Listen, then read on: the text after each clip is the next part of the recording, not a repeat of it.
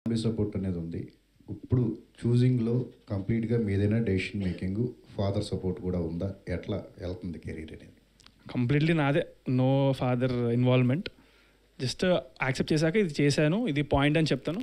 He might say some betterments or suggestions, but completely నాదే. మీరు అంటే కంటెంట్ ఈజ్ ద కింగ్ అంటున్నారు కాబట్టి నడుస్తున్న ట్రెండ్ని ఫాలో అవుతున్నారా? వస్తున్న సినిమాలను చూస్తున్నారా? ఏది బెటర్ ఈ మధ్య కాలంలో రిలీజ్ అయిన సినిమాల్లో మీకు ది బెస్ట్ అనిపించిన కంటెంట్ ఏంటి? ఈ మధ్య కాలంలో ది బెస్ట్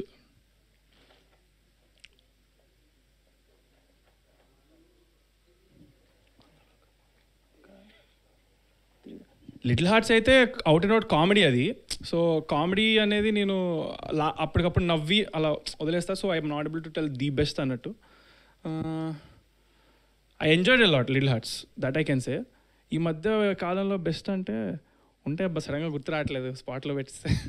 అంతా యంగ్ టీం కదా, ఎట్లా సపోర్ట్ మీకు ఒక డౌట్ వస్తే దాన్ని క్లారిఫై చేయడానికి మీ బ్యాక్ ఎండ్ ఎవరున్నారు ఏంటి? అదే ఈ వర్క్, మా టీం వర్క్ అయితే మేము కంప్లీట్గా యంగ్స్టర్స్, నో పెద్ద సపోర్ట్ పిల్లర్స్ లేకుండా మేమే చేద్దాం అన్నట్టుగా చేస్తున్నాం అనమాట. సో యా, యాటిట్యూడ్ స్టార్ అనేది మీకు ప్లస్ అయిందా మైనస్ అయిందా మీ కెరియర్కి? ఇప్పుడు అది నేను తీయాలనుకున్నా అది పోయేది కాదు. ఇప్పుడు నేను అక్కడే చంద్రాస్ అన్నా కానీ ఇప్పుడు యాంకర్ గారు కానివ్వండి, హోస్ట్ కానీ ఎవరైనా, లేకపోతే మీరైనా రేపొద్దున డైరెక్ట్గా మీరు రాయడమే యాటిట్యూడ్ స్టార్ చంద్రాస్ అని రాసేస్తారు. సో దాన్ని నేను వద్దు అన్నట్టుగా నేను వద్దు అంటే ఇంకెక్కువ అవుతుంది. అది దాన్ని నేను ఓన్ చేసుకుంటే కొంచెం బెటర్ కదా. సో అది మనం attitude can be good or bad. So I take it as good. So that's it. Yeah, actually ఇందాక చెప్పారు అంటే రాజమౌళి నెక్స్ట్ లేకపోతే సందీప్ వాళ్ళతో చేస్తాను నేను అనలేదు సార్, ప్లీజ్. కాబోయే అన్నాను సార్. కానీ అప్పుడైతే ఆ వీడియో అయితే బాగా వైరల్ అయిపోతుంది. అందులో కూడా నేను క్లియర్ మళ్ళీ వినండి, కాబోయే అని అన్నా. నేను వాళ్ళతో చేస్తా అనలేదు అప్పుడు కూడా. కాబోయే సందీప్ రెడ్డి వంగ గారు, కాబోయే రాజమౌళి గారు నన్ను చూసి వాళ్ళు నన్ను వాడుకోగలుగుతారు అనిపించడం కోసం నేను ఈ సినిమా చేశాను రామ్నగర్ బన్నీ అని అన్నాను అప్పుడు.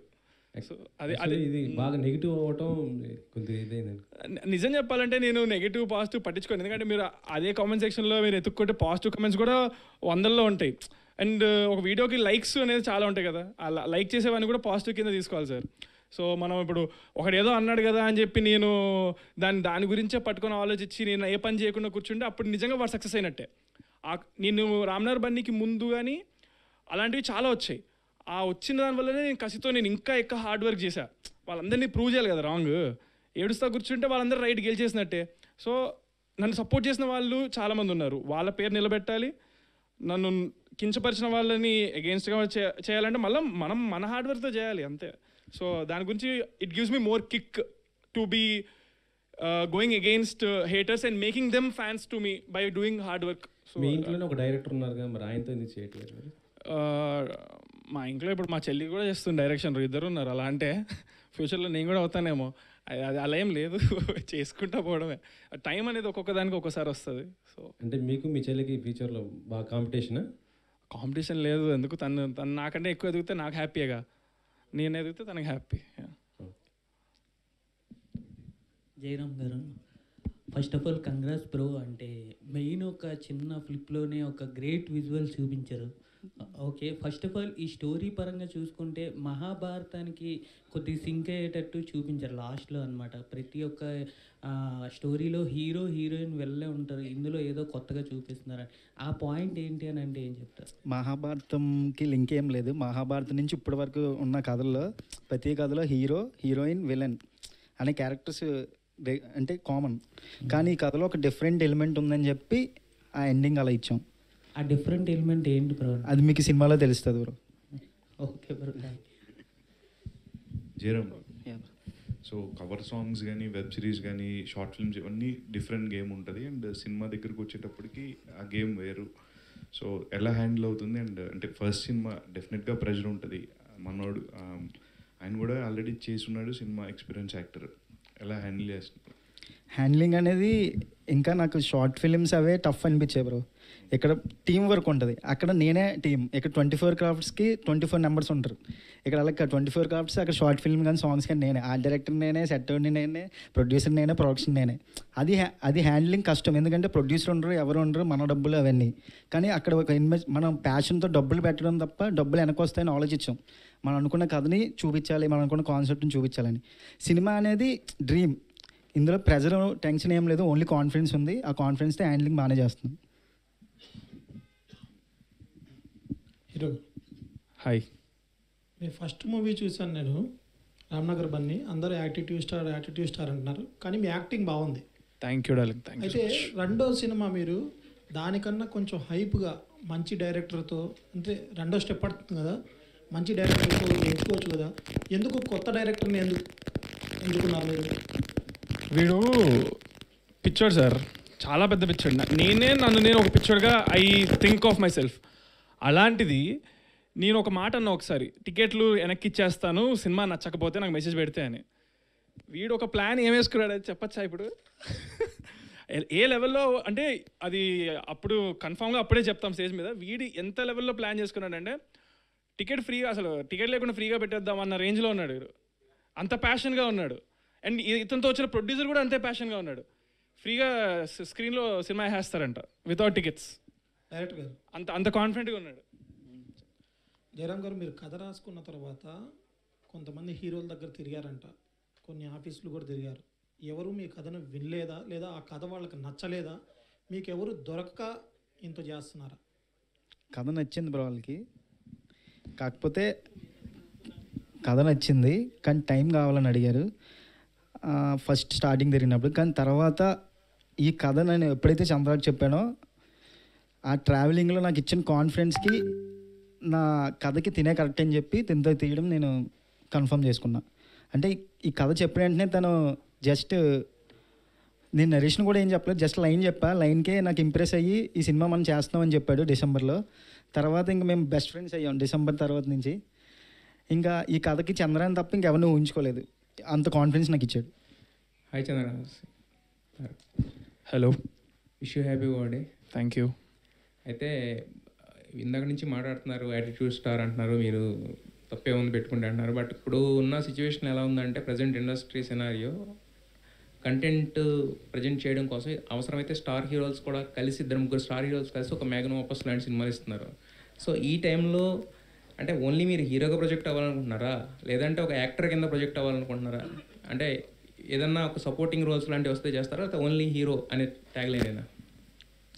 My goal, why I'm working, what I'm doing, ఇది నేను జాబ్గా తీసుకొని చేస్తాను to entertain people.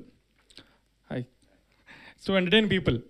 So entertainment అది ఏ రూపంలో నేను ఇచ్చినా I'm happy to do it. In fact నాకు ఇదంతా కొంచెం బోర్ కొట్టి యూట్యూబ్ చేయాలనుకున్నాను అనుకో, ఫిక్స్ అయ్యాను అనుకో, రేపు నేను వ్లాగ్స్ చేస్తానేమో, ఇన్స్టాగ్రామ్ కంటెంట్ క్రియేటర్ అవుతానేమో, రీల్స్ చేస్తానేమో, ఏదేం చేయొచ్చు. నా ఎండ్ ఆఫ్ ద డే నా గోల్ ఏంటంటే టు ఎంటర్టైన్ ఆడియన్స్. సో ఇప్పుడు ప్రస్తుతానికి అయితే I'm able to entertain them in my opinion మ్యాక్సిమమ్గా as doing a lead role or been a main lead of the ప్రాజెక్ట్లో చేస్తే కొంచెం ఎక్కువ ఎంటర్టైన్మెంట్ ఇవ్వగలుగుతా అని నేను అనుకుంటున్నాను. సో అదనమాట. అది కాదు నేను అడిగే క్వశ్చన్ ఏంటంటే, బేసిక్గా ఎవరైనా కూడా ఇప్పుడు కంటెంట్ క్రియేటర్స్ కూడా ఇక్కడ నుంచి స్టార్ట్ అయ్యి ఇప్పుడు జర్నీ అనేది సిల్వర్ స్క్రీన్ ఉంటుంది. అదే వాళ్ళు ఇక్కడ నుంచి అక్కడికి జర్నీలో చూస్తున్నారు, కానీ ఎలా అనుకోవట్లేదు. I have to just entertain audience అనుకుంటున్నాను. రైట్ నో నాకు ఇందులోనే ఎక్కువ స్కోప్ దొరుకుతుంది ఇలా చేయడానికి. ఇందులో నాకు స్కోప్ దొరకలేదు అనుకోండి, నేను రీల్స్ చేసుకుని ఎంటర్టైన్ చేస్తాను. నాకు ఐ జస్ట్ వాంట్ ఎంటర్టైన్. ఒక 10 మందిని నవ్వించడమో, వాళ్ళు ఒక ఇమోషన్ గట్టిగా ఫీల్ అయ్యి గూజంస్ తెప్పించడమో, లేదా ఏడవడమో, ఏం చేసినా ఎంటర్టైన్ చేసినట్టు కింద లెక్క అనమాట. So that I want do. This is the best platform or the thing to be doing right no in my position. So అలా. అయితే ఒక హీరోని హీరో కింద యాక్సెప్ట్ చేసి మనం కంటెంట్ ఈజ్ ద కింగ్ అనేది ఒప్పుకుని తీరాలి. బట్ కాకపోతే ఏంటంటే, ఇప్పుడు మీరు లిటిల్ హార్ట్స్ మాట్లాడినా, ఇంకో సినిమా మాట్లాడినా, అవన్నీ కూడా ఏంటంటే ఒక లైటర్ వెయిన్లో ఆడియన్స్ ఫస్ట్ ఎంటర్టైన్ చేస్తాయి. మీరు అన్నట్టే ఏది నవ్వించడమే ఎంటర్టైన్మెంట్ అనేది ఎక్కువగా ఉంటుంది. దాని తర్వాత ఓన్ చేసుకున్న తర్వాత హీరో ఎలాంటి సినిమా చేసినా కూడా ఆ హీరో కదా ఎలాంటి సినిమా చేసాడని వస్తుంది.